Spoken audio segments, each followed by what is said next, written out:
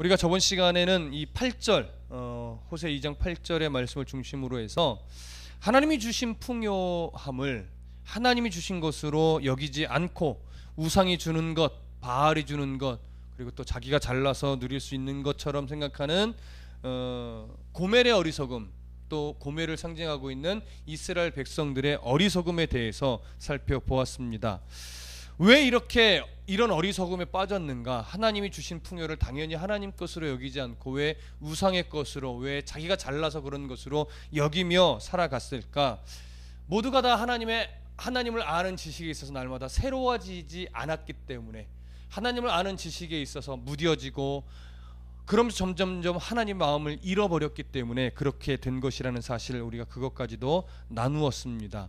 오늘 본문은 그렇게 세상 가치에 물들어서 결국 하나님의 가치를 인정하지 않고 세상 가치에만 매여 살게 되면 결국 하나님께서는 자신이 주신 모든 풍요를 결국 다 빼앗아 가시겠다라고 하는 경고의 말씀을 보게 됩니다. 9절을 좀 다 같이 읽어볼까요? 9절 시작.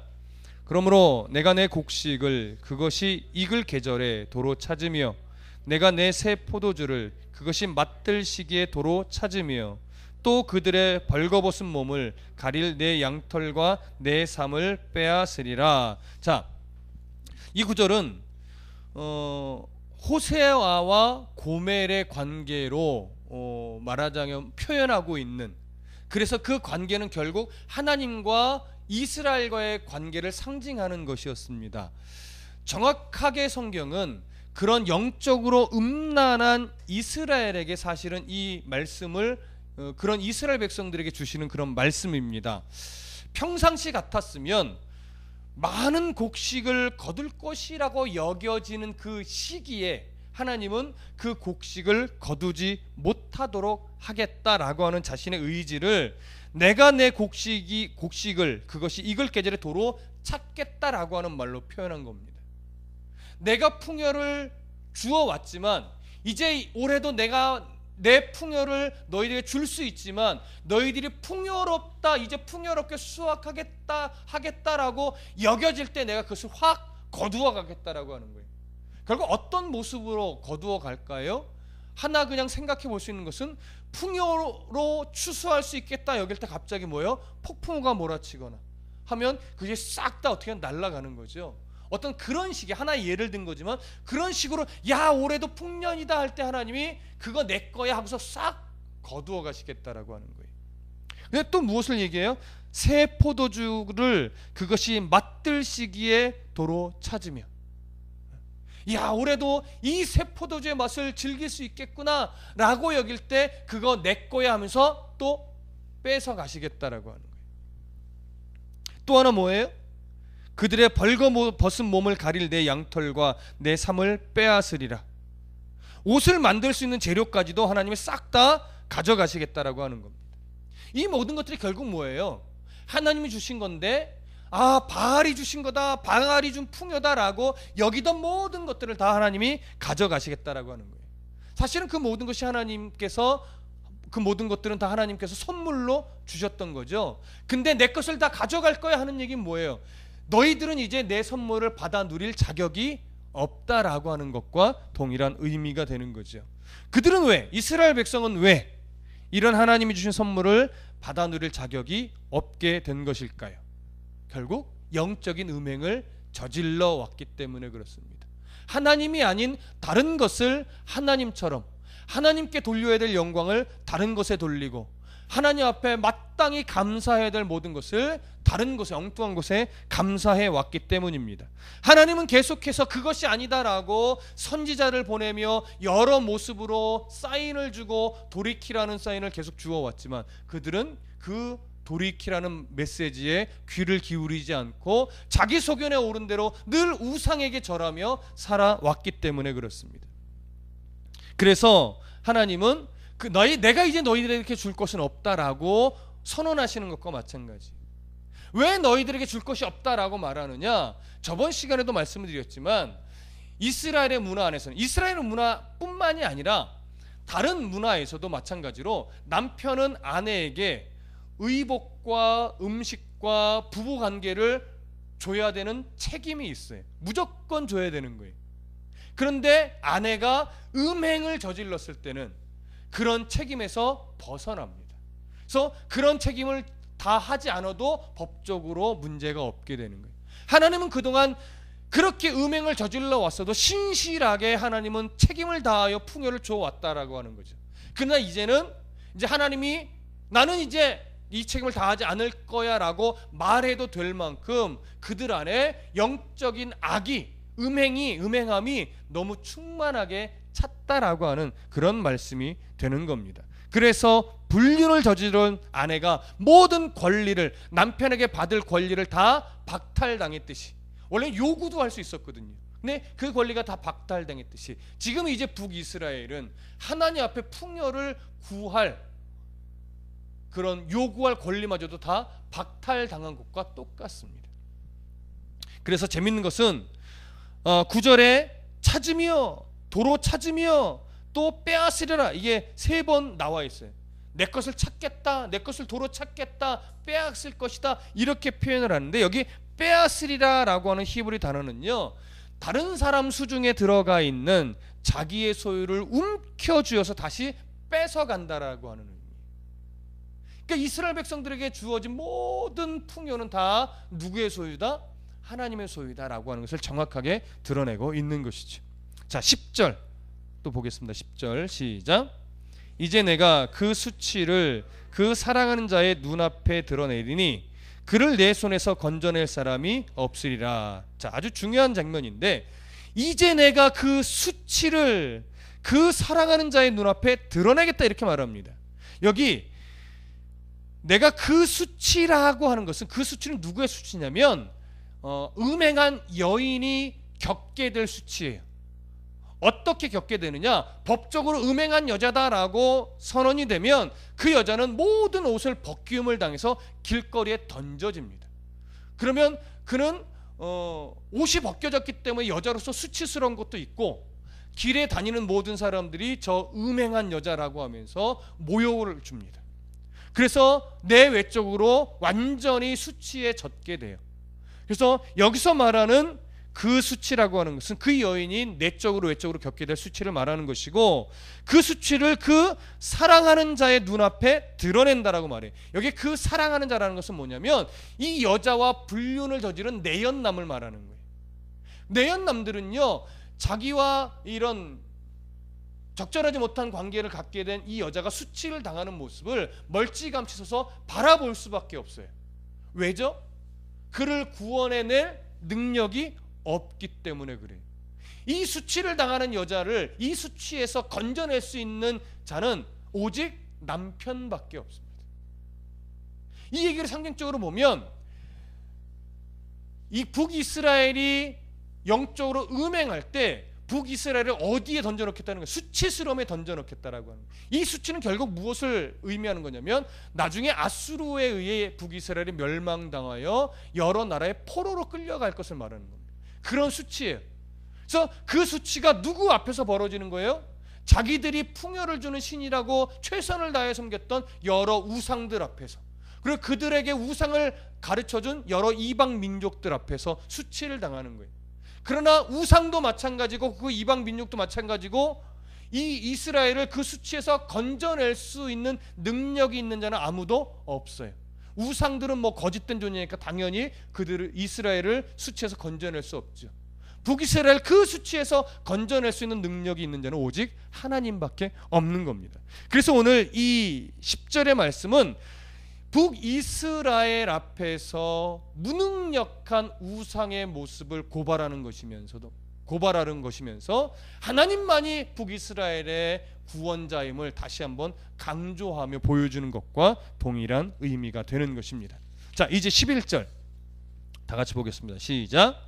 내가 그의 모든 희락과 절기와 월삭과 안식일과 모든 명절을 폐하겠고, 자, 여기서 말하는 희락이라고 하는 것은 뭐냐면 여러 이유로 기쁨을 표현하는 축제들을 말합니다. 그리고 그 옆에 절기라고 하는 것은 기본적으로 이스라엘이 지켜왔던 3가지 절기, 유월절, 그 다음에 77절, 그 다음에 초막절, 이 모든 것들은 다 농사와 관련이 있죠. 농사를 짓는 절기와 관련이 있는 절기들인데, 이런 것들, 그리고 월삭은 한 달에 한 번 매월 초에 하나님께 제물을 바치고 나팔을 불면서 지켰던 절기예요. 그 다음에 안식일은 뭐 말하지 않아도 매 안식일마다 하나님께 드렸던 제사 행위죠. 안식일과 그 다음에 모든 명절을 폐하겠다라고 말합니다. 그러니까 이런 것들이 다 모든 명절에 들어가는 거예요. 근데 이 모든 명절을 폐하겠다는 것은 뭐냐면 북이스라엘 백성들이 우상에 젖어서 우상을 섬기며 살아왔지만 그래도 율법에 명시된 이런 절기들을 지키기는 했다 이거예요. 근데 이 절기들을 지키기는 했는데 이 절기가 어떤 식으로 지켜졌냐면 여러 우상들을 섬기는 혼합주의와 짬뽕이 돼서 분명히 날짜는 맞춰서 절기를 지키는 행위는 하는데 그것이 결국은 하나님과 상관없는 그저 종교적인 형식에 불과한 행사가 돼버린 거예요. 우상을 섬기듯이 하나님 앞에 드려야 될 절기를 우상을 섬기듯이 했다라고 하는 거예요. 그러니까 하나님이 이런 절기들을 받으셔요? 안 받죠. 그러니까 하나님이 그럴 거면 차라리 다 내가 폐해버리겠다 이거예요. 어떻게 폐하느냐? 하나님이 9절에서 말했죠. 곡식들을 이글 계절의 도로 다 찾아가고 새 포도주들이 그것이 맛들 시기에 다 찾아가고 벌거벗을 몸을 가릴 내 양털과 내 삶도 다 빼앗으리라. 모든 것들이 기근, 흉년, 어떤 난리로 인해서 다 풍요를 얻지 못하게 되니까 이런 절기들을 지키고 싶어도 뭐야? 지킬 수가 없죠. 완전 흉년이요 먹을 것도 없는데 어떤 곡식을 가지고 제물 삼아 절기를 지키며 기쁨을 표시하겠어요? 못하는 거죠. 그래서 이런 절기들을 회복시킬 수 있는 분도 오직 한 분밖에 없는 거예요. 하나님밖에 없어요. 그들의 풍요의 신이라고 여기던 모든 신들은 이런 기근을 막아주지도 못했어요. 이 절기를 하나님이 폐하실 때 도로 막고서 절기를 지킬 수 있도록 해줄 능력이 그 우상들에게는 전혀 없는 거죠. 계속해서 그것을 지금 강조하고 있는 겁니다. 그러면서 이제 12절 다 같이 읽어볼게요. 12절 시작. 그가 전에 이르기를 이것은 나를 사랑하는 자들이 내게 준 값이라 하던 그 포도나무와 무화과 나무를 거칠게 하여 수풀이 되게 하며 들짐승에게 먹게 하리라. 자, 12절이 참 중요한데 여기 보면 그가 전에 이르기를 이전에 이렇게 말했다라고 하는 거예요. 이런 것들은 다 나를 사랑하는 자들이 내게 준 값이다. 네, 곡식도 포도주도 그 다음에 의복들도 다 내가 사랑하는 자가 줬던 것이다. 우리 앞에서 나눴던 얘기예요. 결국 이거 고멜이 자기 내연남들에게 했던 얘기고 영적으로 보면 북이스라엘이 우상들에게 고백했던 표현들이라고 하는 거예요. 근데 여기서 무엇을 좀 보실 필요가 있냐면 내게 준 값이다 이렇게 말하는 거예요. 여기 값이라고 하는 히브리어는요 에트나라고 하는 말인데 이 에트나라고 하는 말은 매춘부가 화대로 받는 값을 말해요. 그러니까 결국 뭐예요? 고멜의 입장에서 따지면 고멜은 늘 매춘녀처럼 그렇게 남자들을 만나고 다녔고 그 값으로 모든 것들을 많은 것들을 받아왔다라고 하는 거예요. 이스라엘로 따지면 하나님을 외면하고 여러 우상들을 섬기면서 결국 매춘녀처럼 받은 것을 기쁘게 여겼다라고 하는 거예요. 그러나 그것마저도 그들이 준 게 아니죠. 하나님 거란 얘기죠. 하나님 걸 가지고 그들이 줬다 하면서 마치 매춘녀와 같은 기쁨을 가졌다라고 하는 거예요. 참 어리석은 모습이라고 하는 거죠. 그런 어리석은 모습을 말하는 거예요. 그래서 뒤에 뭐라고 하냐면 내게 준 값이라 하던 그 어리석은 기쁨, 그 어리석은 기쁨을 가지고 있던 포도나무와 무화과 나무를 거칠게 하여 수풀이 되게 하며 들짐승들에게 먹게 하리라. 포도나무와 무화과 나무라고 하는 것은요 기본적으로 이스라엘이 갖고 있는 대표적인 농작물로서 그들의 풍요를 의미하는 겁니다. 그들의 모든 풍요를 거칠게 하겠대요. 수풀이 되게 하겠대요. 뭐예요? 황폐하게 하겠다는 거예요. 들짐승들이나 와서 거닐 수밖에 없는 그런 황폐한 곳으로 만들겠다라고 하는 거죠. 결국 앞에 10절에서 이야기하던 거, 9절에서 얘기하던 거, 앞에서 얘기하던 거 다 맥을 같이 하는 거예요. 너희들에게 모든 풍요를 거칠게 하여 누리지 못하게 하겠다. 그걸 가지고 너희들의 신을 찬미하는, 우상들을 찬미하는 꼬라지를 내가 보지 못하겠다.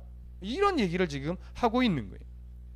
자, 마지막 13절 다 같이 보겠습니다. 시작. 그가 귀고리와 폐물로 장식하고 그가 사랑하는 자를 따라가서 나를 잊어버리고 향을 살라 바알들을 섬긴 시일대로 내가 그에게 벌을 주리라. 여호와의 말씀이니라. 자, 하나님은 이제 아주 노골적으로 표현하는데요. 그가 귀걸이와 폐물로 장식하고 그가 사랑하는 자를 따라가서 나를 잊어버렸다, 이렇게 얘기를 합니다. 여기서 말하는 귀걸이와 폐물이라고 하는 것은요, 그냥 이쁘려고 하는 이런 장식을 말하는 것이 아니라 제의적, 종교적인 장식을 말해요. 근데 종교적인 장식이라고 하는 것은 어떤 거냐면 부적처럼 어떤 주술적인 기능이 있다라고 여기면서 착용했던 장식품을 말해요. 그리고 또 하나, 저번에도 얘기를 했지만 나는 이런 이 신에게 속한 자입니다. 바알이라면 나는 바알에게 속한 자입니다 라고 하는 표식으로서 하던 장식품이에요. 예수 믿는 사람은 주로 십자가 목걸이, 십자가 귀걸이를 주로 하지요. 물론 교회 안 다니는 사람도 멋으로 하기는 하지만, 그런 것처럼 나는 이 신에게 속해 있습니다 라고 하는 것을 드러내는, 과시하는 그런 장식품들이에요. 그러나 하나님이 이런 장식품들을 싫어하는 이유는 뭐예요? 그 대상이 하나님이 아니었기 때문에, 주로 바알이었고 또 다른 어리석은 우상들에 대한 장식을 해왔기 때문에 그렇습니다. 그래서 하나님은 이러한 장신구들로 인해서 이렇게 너희들이 우상을 계속하여 따라가서 결국 누구를 잊어버렸대요? 하나님을 잊어버렸대요. 이게 바로 죄의 무서움이에요. 죄는 자꾸 따라가면 점차 죄의 잠식당해서 하나님을 잊어버립니다. 이게 죄의 무서움이죠. 그러면서 무슨 말을 하냐면, 나를 잊어버리고 향을 살라 바알들을 섬긴 시일대로 내가 그에게 벌을 주리라. 여기 향을 살라서 바알들을 섬긴 시일이라고 말하는데, 본래 향은 이스라엘 백성들이 어디서 연기를 피우던 도구죠? 성전에서 매일 하나님 앞에 향을 살라 기도화를 올리던 행위예요. 근데 이렇게 하나님을 섬기던 행위를 가지고 누구를 섬겨요? 우상을 섬겼다라고. 우상. 이게 하나님이 참 정말 화를 내시는 내용이에요. 너희들은 나를 바르게 섬기라고 이런 의식을, 예배 의식을 가르쳐 줬더니 그 의식을 우상을 섬기는 데 사용하냐?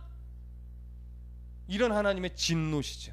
그래서 너희들이 그런 식으로 바알을 섬긴 시일대로 내가 그에게 벌을 줄 것이다. 이게, 이 벌은 궁극적으로 무엇을 상징해요? 아까도 이야기했지만 아수르에 의해 이스라엘이 멸망당하고 포로로 끌려갈 것을 지금 결국은 말하는 겁니다.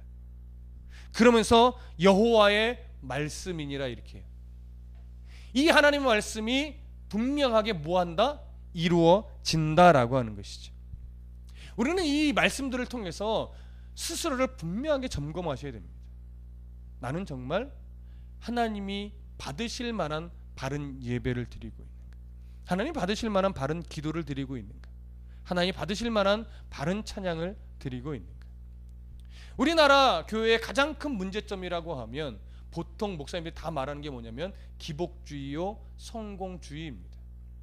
우리나라 옛날 어른들의 신앙은 늘 새벽마다 마당 앞에 정한수 떠놓고 어떤 신에게든 두 손을 빌면서 기도했던, 자녀를 위해 기도하고 사업을 위해 기도했던 그런 식의 신앙이 사실은 교회 안으로 들어왔었습니다.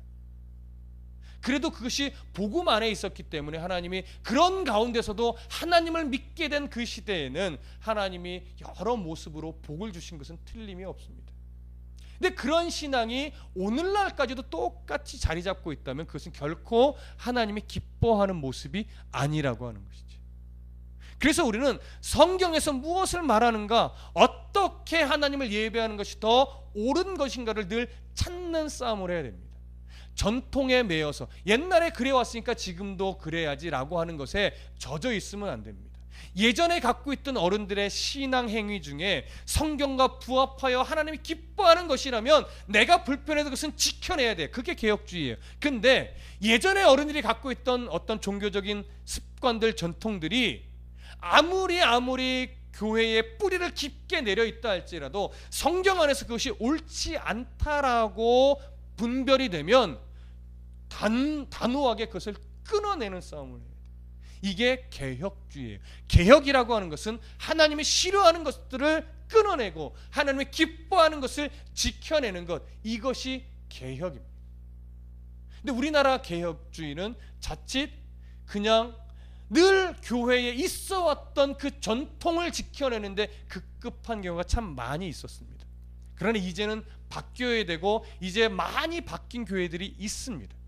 성경에서 말하는 진짜 바른 교회, 성경에서 말하는 진짜 올바른 예배, 성경에서 말하고 있는 진짜 옳은 기도, 옳은 찬양, 이런 것들을 끊임없이 찾고 찾아서 하나님이 기뻐하실 만한 예배의 행위를 갖고 하나님이 기뻐하실 만한 성도의 삶을 갖게 되는 것, 이것이 우리가 하나님을 잊어버리지 않는 길인 것입니다. 어리석음에 물들면 하나님을 점차 잊어버리게 됩니다. 그러지 않기 위해서 오늘 이 본문의 말씀을 기억하여 하나님을 섬기던 습관을 우상을 섬기는 것에 쓰거나 우상에게 쓰던 그런 행위를 교회 안으로 들어와서 하나님을 섬기는 데 혼합시켜 버린다거나 이런 어리석음을 범하지 않고 우리의 모든 신앙의 기준이 하나님의 말씀 안에서 하나님이 무엇이라고 하는가가 기준이 되어서 정말로 건강한 교회, 건강한 성도, 건강한 삶이 되시기를 간절히 부탁드립니다. 기도하겠습니다.